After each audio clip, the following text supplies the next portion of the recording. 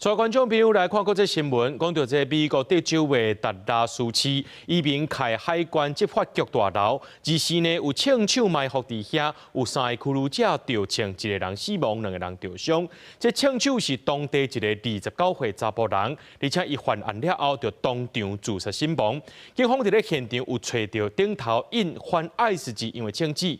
总统川伊就发文来批评讲，这左派民主党甲因的这执法人员妖魔化。 才发生这款的攻击事件。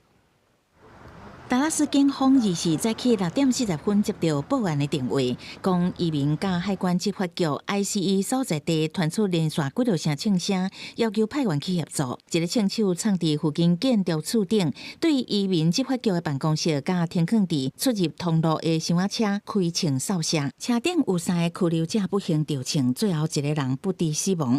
联邦调查局官员是讲，伫现场有找到写反 ICE 字样的枪支，这好亲像是一件专门针对移民执法局的枪击案。I can confirm at this time that the FBI is investigating this incident as an act of targeted violence. It is unfortunately just the most recent example we've seen of targeted violence.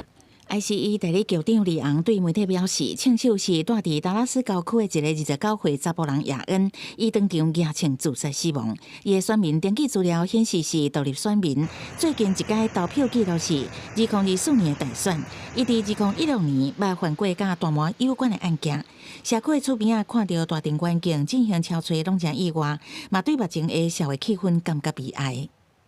It's just shocking to me that our country's come to this point where we can't even talk, we can't share our opinions and ideas without risking being shot or something.